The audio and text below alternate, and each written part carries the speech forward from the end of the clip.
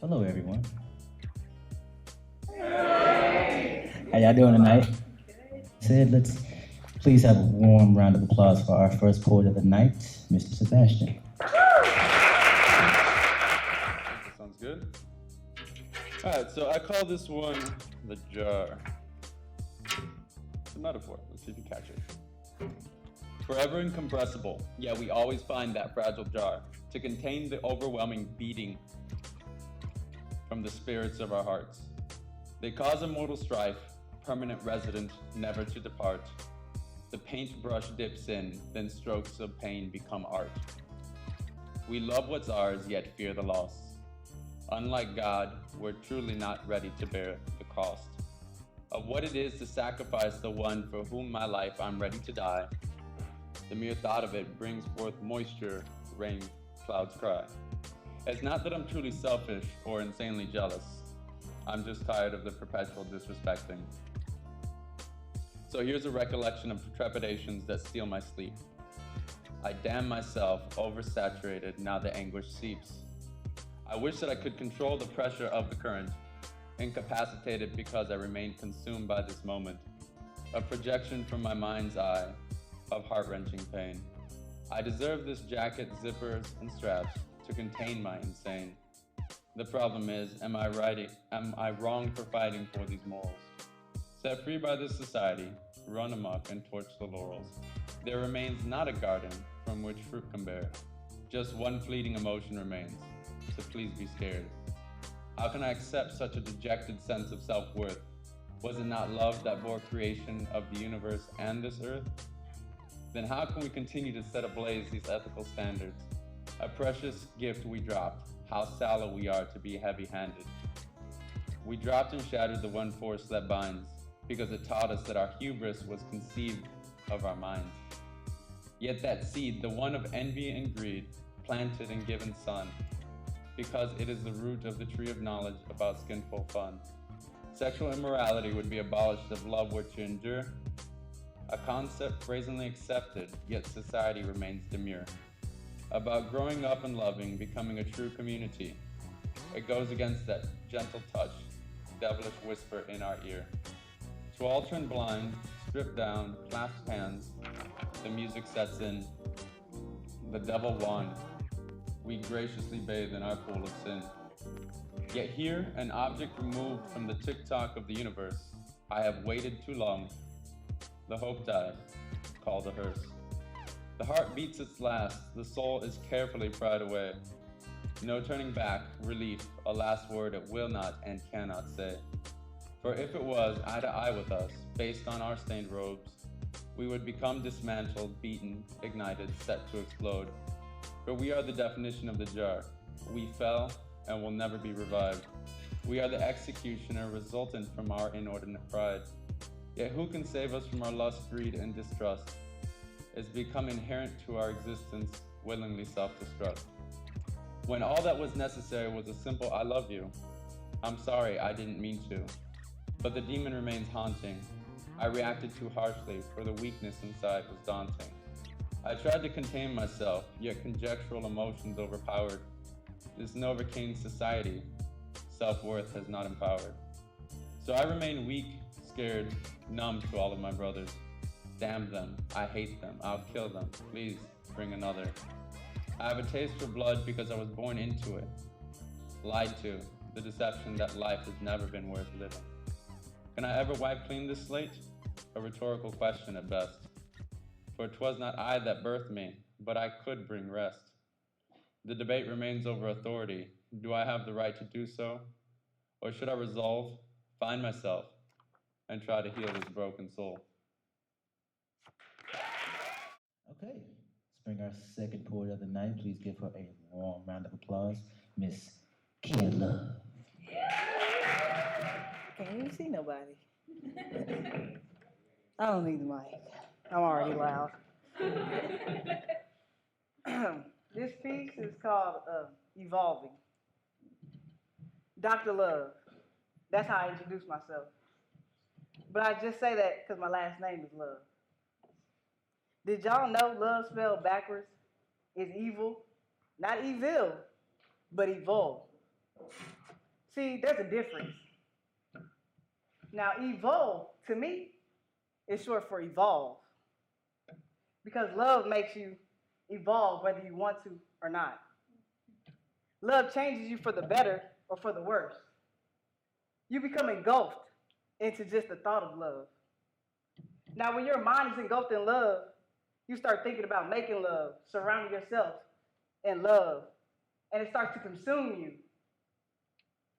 Then one day you look up and realize you found love, but love has not yet found you. So now you are consumed with the thought of someone loving you. But they don't. And now you don't know what to do. So you start to become evil.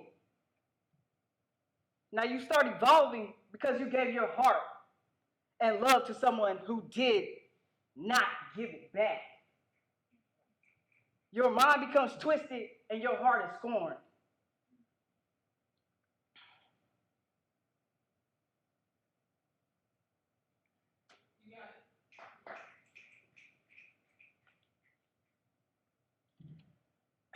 You become twisted and your heart is scorned from the lack of love you so desperately wish to desire.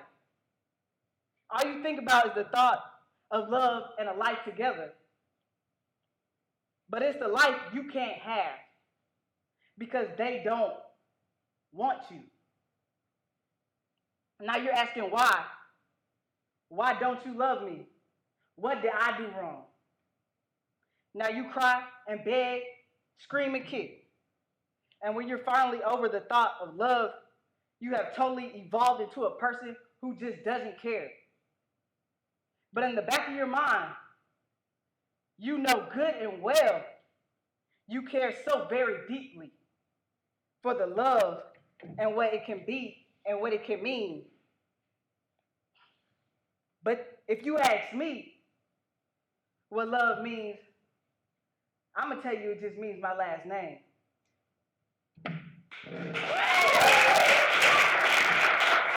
Okay.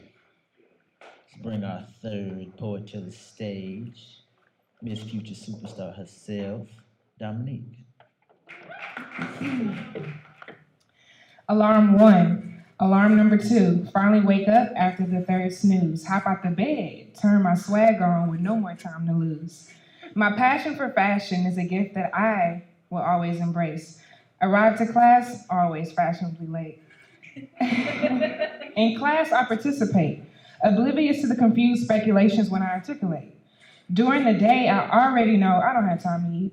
Got 18 hours, 2 Hilton jobs, internship, aspiring model. I need time for me. TV anchor woman for E! Hollywood News is what I want to be.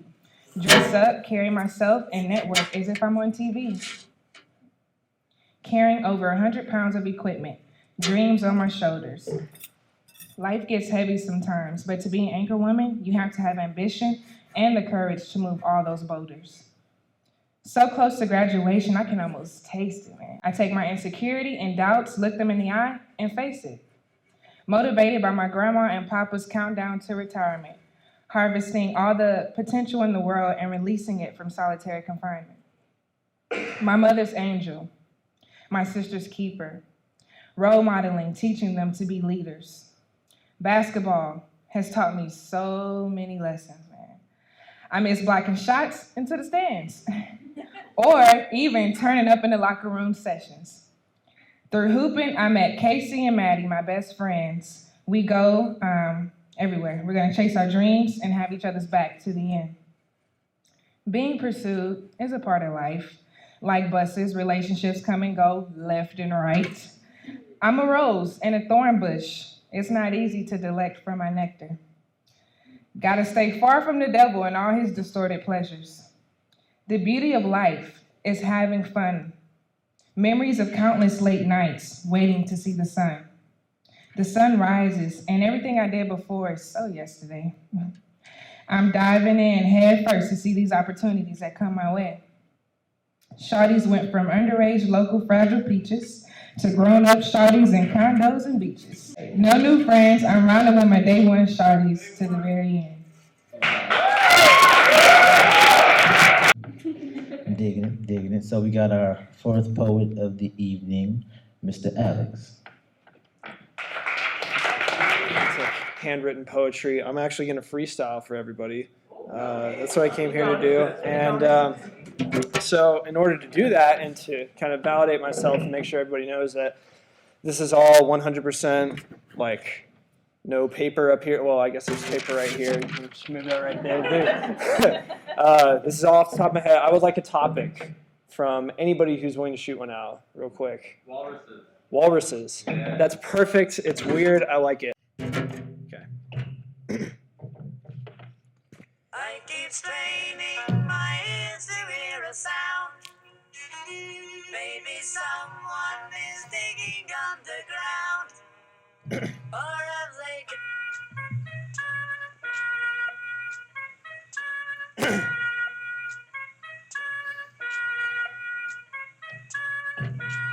My name is Alexander, as if with no danger and no danger, I go off to the next stand, point inside of my life as I find strife, trying to find the mission in the sight, but see nothing but life.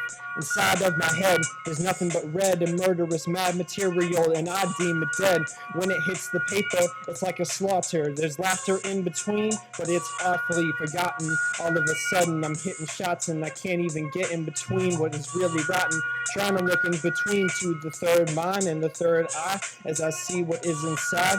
But I'm trying to expose the core so I can see more and then go even further to the deeper floor. What is underneath? I try to reach, but all of a sudden I need backup from my peeps and I get nothing because I'm trying to get up on another leg or something, but finding nothing.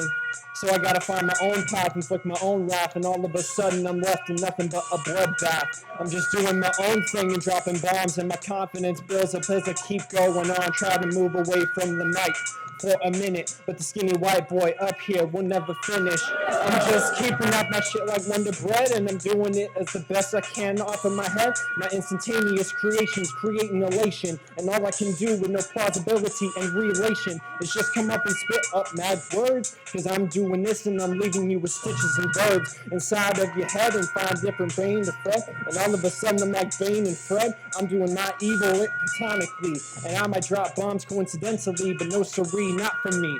If you want to be like the walrus, then go into the sea and come out salubrious. You don't know what that word means, but keep it tonic. I try to say wet with gin and tonic. Oh wait, no siree, nobody be doing nothing like that. That's not underage drinking or nothing like that. I try to keep it official, but hypercritical, because I'm just trying to be simple and extrajudicial. You know, me and your girl, we getting explicit as I kick words at a tight word. And wicked, that's right, I keep it playing on my side, just trying to freestyle for as long as I can, and I have nothing inside of my head, man, but I keep it spinning, even acapellas and stuff, man. I keep it with the break as I contemplate and reawake what is going on, the verbose and cantate, and I'm just trying to keep my microphone on so that I can keep on with the same song until the next dawn, because this is when I truly show what I really know inside of my flow that's inside of my soul, and I can't even keep going on, and when I find the end of the road, I will let it hold. Nobody, no siree, not me. I'm the boy with the buzz cut, ending out, G.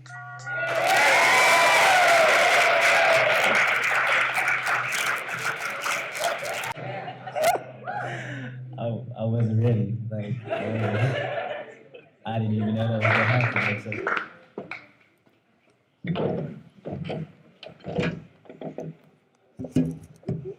So this is called Ghosts. It's like ghosts, I'd say. Hanging right above you, below you, next to you, in you. Not the nice ones either, not the friendly neighborhood Casper types. I mean the rip your heart out in fear, haunt your dreams, never far from your mind, vengeful grudge types. Breathe in, it's there. Breathe out, it's there. Forget for a while, the memories are stagnant in the air. Cling to the light you found that lifts you off the ground and strengthens you. Whether it's God the Savior or a smile from a stranger, it'll find you. Why? Because it never leaves. It sits in our blood or is triggered by sanity. You'll remember till the day you're 6 feet under. Not everyone will understand addict's gene or disease or 12-step or the emotional scars that only show when you look in a mirror. But that's the price that's paid. The rage, the depraved, the blame, the shame, the soul-sucking desire for someone to tame the ghosts, love the monsters and be brave, so you'll have something to stand on when it comes and yanks you to the depths of the unknown sea. It's a cruel trick that something just so deadly and so destructive has less hate and prejudice than other human beings. It doesn't discriminate, doesn't hate, doesn't love, doesn't give a fuck about origin, circumstance, or the state of the soul inside. Because it just doesn't care. It just wants to get in and work your system, light up that pretty brain and make you reach for a paradise that's impossible to attain.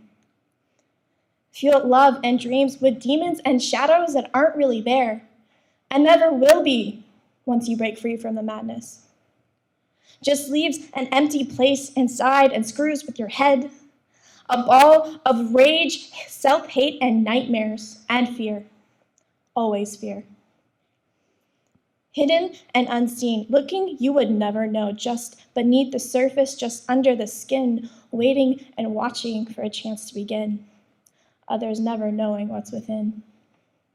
I'd forgotten what happens when the barriers come down, forgotten why to never fully go in, to never completely let go, for it invites the shadows to come in.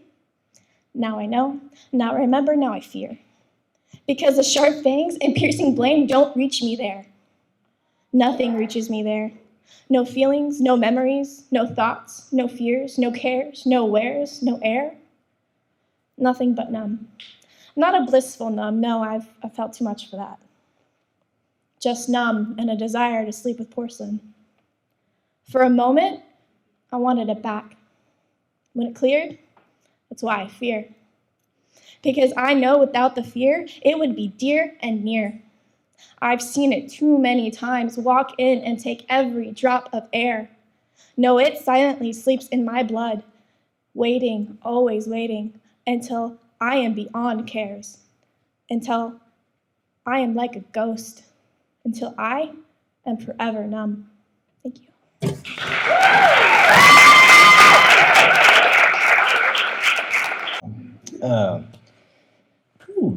So, let's bring out our next poet of the night.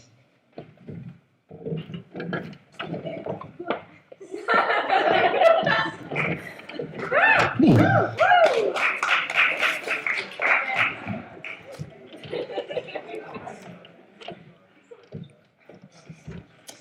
I call this piece A Letter to You. Okay. Dear you,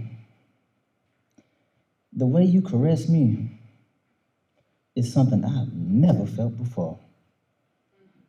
Those soft, smooth, and gentle motions, the way you make my skin jump and glum. It's like a marching band playing in the ocean. The way you spark and ignite my soul, baby girl, you are simply divine. Like that moist, simple, last piece of double chocolate cake. Hold on. I gotta go back and say it again. Like that moist, simple, last piece of double chocolate cake. Woo! Damn, girl, you all mine. You trap me under a spell every time we meet. The crippling, groundbreaking power you hold, the way your words chisel themselves and cement in my very being, it's like a rush of Love Jones that stops me dead in my feet. That groovy, funkadelic, supersonic way you slap on that funk, there are few who can engulf me in that type of far-out emotion. Now, the 411 is, you are always this flying bang. To me, my love, you are all that. The bomb diggity a walking melody of sweet and lustful perfection. The mention of you brightens my day. The thoughts of what you do to me cause me to toss and turn. That heart-stopping, mind-numbing, electrifying feeling you wrap around me, shit, not even Satan himself could deny it. Those sounds, woo! My Lord, them beautiful sounds you make, one angelic to my ears. Never leaving my side, my love, you are one of a kind. To those scrumptious, sexy, mind-blowing.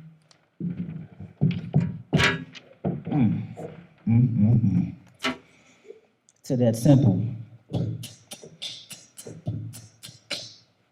To a maybe slightly confusing. Rap. Music, you will forever make me yours. Love X. Yeah. Hey, that boy was bad. That boy was bad. And let's bring it back. Now it is time to bring ours out. Our third poet of the evening, Miss Hildana.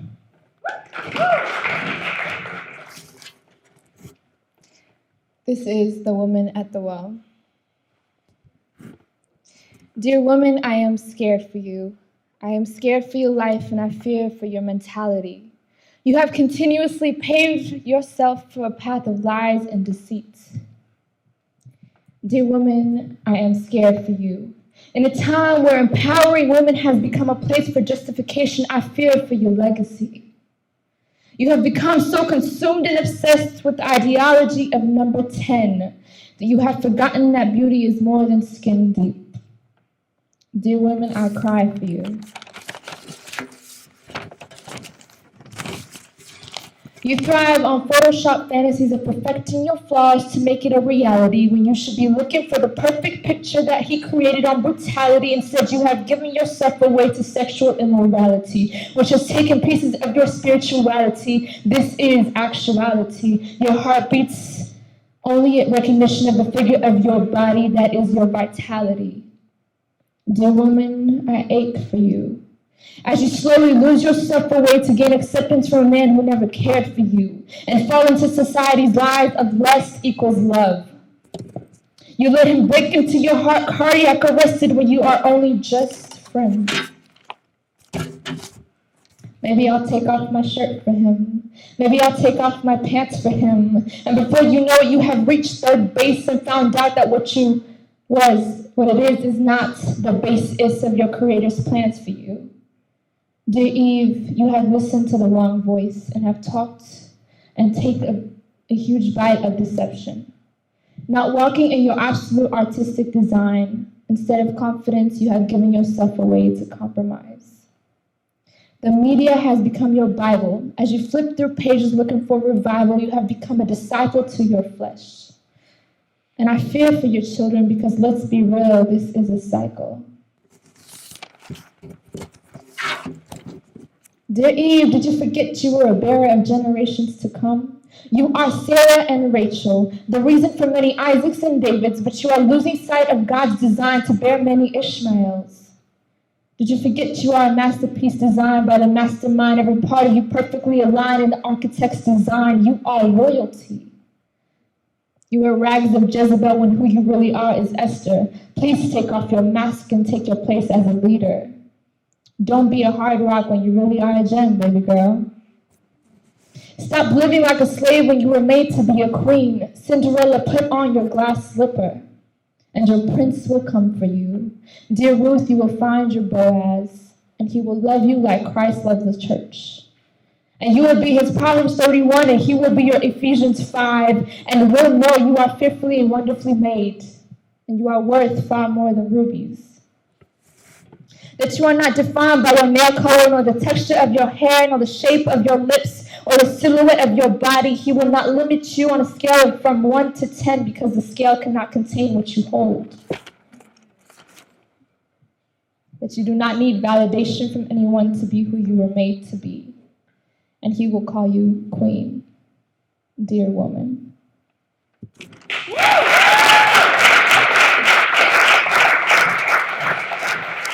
The other night, Miss Teray. I called this a look into my past and a step into the future. Look at me.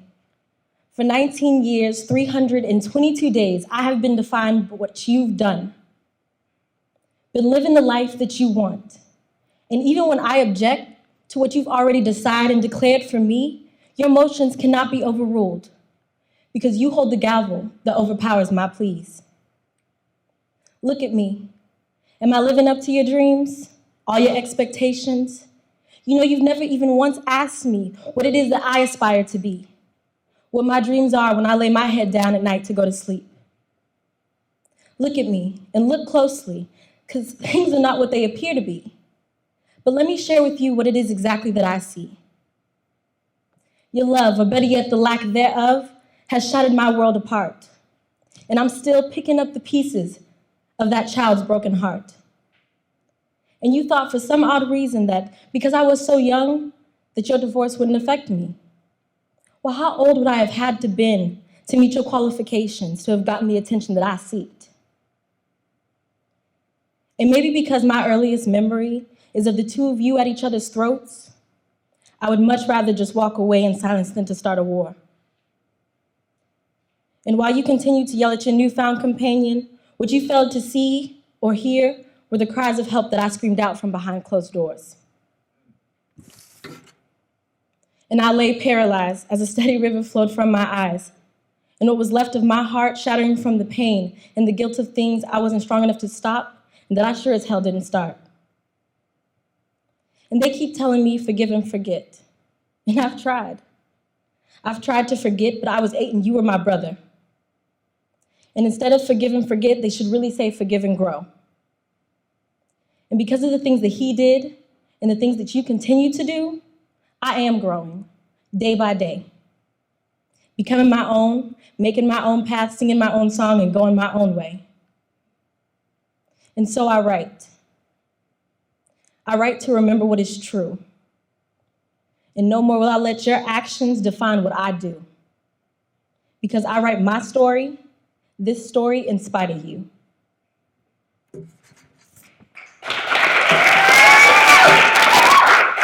A round of applause for all the poets tonight.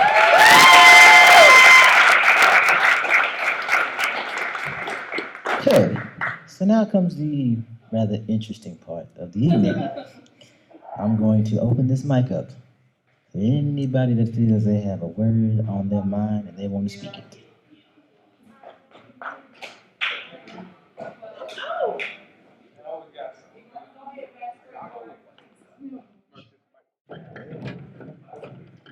I don't need a microphone for what I'm about to do right now, man. I need y'all to listen up. Listen up. Look, man, I was dirty. I was just a big germ. Then God activated his love, then he circled out my perm. He said, boy, class is now in session, and y'all about to learn how I take a sinner's heart, make that sinner's heart burn. So I used to belong to that team of super villains. Now my soldiers be sold up. You can say my soul's chilling. Screwdriver balls I be drilling. See, I stay the Twinkie dog and they is just the feelings. I said, oh no, I'm coming straight about the Lord's hands, aiming for the lost, so I'm in sync with my Lord's plan. I said, oh yeah, my flow loud. It's loud like that gun blast. Call me ego recycler, cause those rappers out there is still trash. I said, man, I swear, ain't no one does it like me. Call me Mr. Letterman. I do this thing nightly. Y'all being better, man, that's super unlike me, cuz letting them slide. Well, that's so unlike me, cuz. Man, I swear, the King's Kid, yeah, he blowing up. Scaring all these rappers, matter of fact, they ain't even showing up. And I've been waiting with the checker flag. So if you got sins, baby, throw them in my bag, cause I'm destroying and demolishing. Look, I said this world got dirty, and I just came to do some polishing. So I picked up and I polished it. And if it wasn't holy, then daddy, I'll abolish it. I promise. God's love never failing. This life is like a pathway, baby, I'ma keep it sailing. Microphone bomber, been a burst killer. Eat the beat up like my name was Godzilla. In this life, bro, it's kick or push like the ass go. Flow shit on my tongue is hot like Sebastian.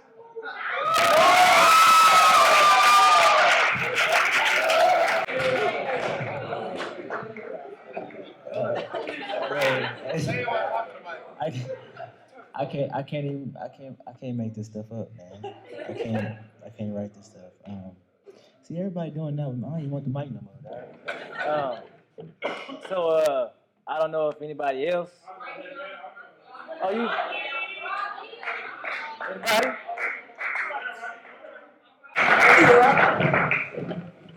Damn, I can't see nobody. Testing 1, 2. Okay, so I'm gonna give y'all the backstory on this poem. All right, so I wrote this in like 5 minutes when I was at work yesterday, but basically, if any of y'all have ever been up there and y'all see the girl that be driving around the corner real slow, yeah, you know what I'm talking about? Okay, yeah. She be holding up the line, but see, sometimes I just gotta let it out. So this is me venting of her taking forever because it was cold yesterday. Alrighty, so couldn't we be happily ever after? Nope, because my fingers feel cold. I can never touch you because I can't feel where I'm going. Well, I can never tell. My heart used to swell, now it fails to register. Like a typewriter without the ding, it just doesn't feel right. It's too damn cold to be waiting on you. Sometimes I'm high, other times I cry, frozen tears, and scrape them with a scalpel. I really wanted to eat that apple, but it turned brown waiting on you. You make me feel so, I just don't understand. How, why do you make things so complicated? Every morning I dread seeing you, but God is still good all the time. And all the time. Amen, amen. All right. If I could, I would tell you to just drive through. It's so awful. I'm so full of goodness. Please make it easier for both of us. Help me help you get through the cold times. For now, I'll unwind and just wait. Yesterday, you were late. The weather was great. I even had a steak to celebrate. It felt great, but I ain't so patient. I still had to wait. I'm done.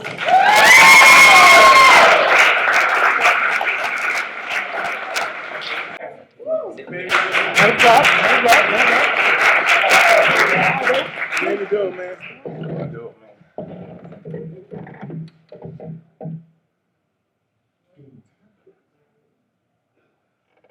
Trapped in this costume. Trapped behind my urges and things that I don't want to do. What happens when one part of you decides for both parts of you?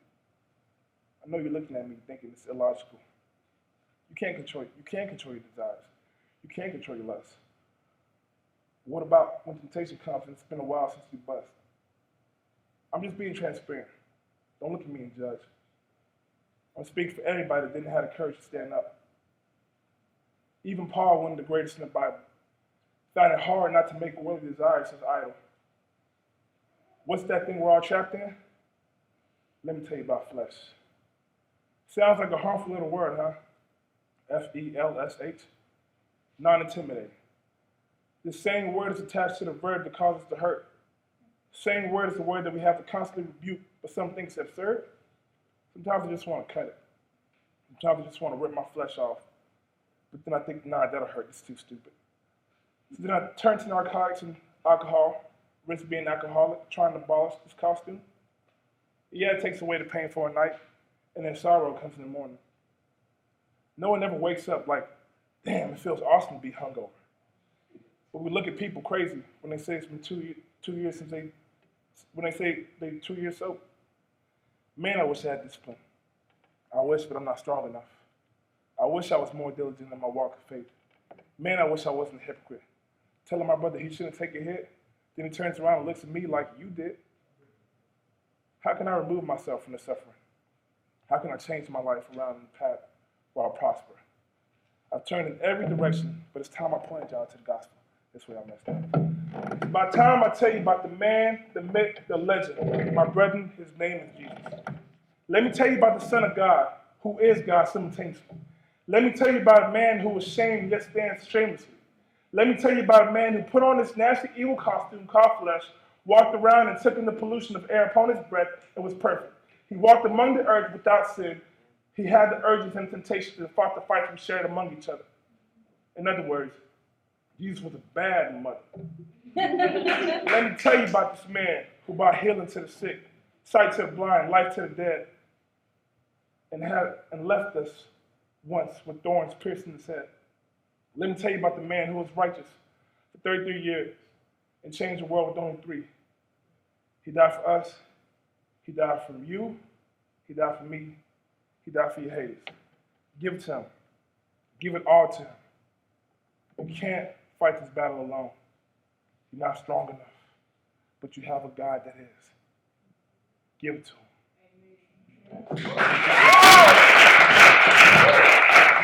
I appreciate you guys heavily.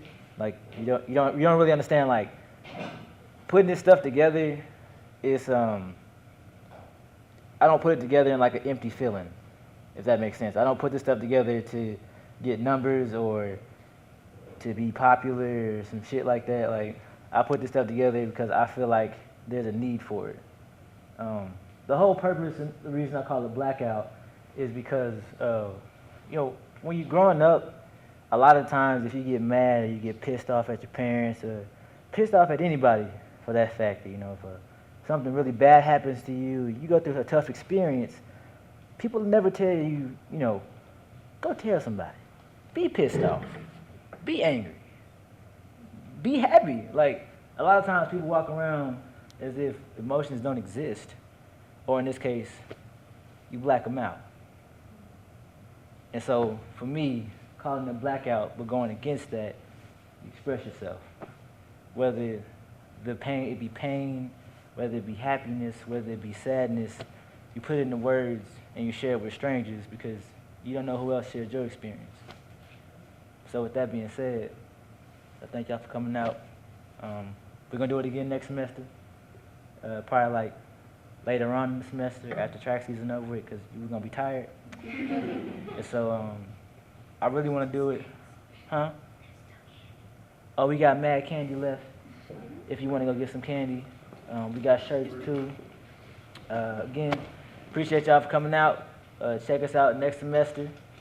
Next semester, I hope to have a lot more people, a lot more raw poetry, a lot more raw talent. So with that being said, peace.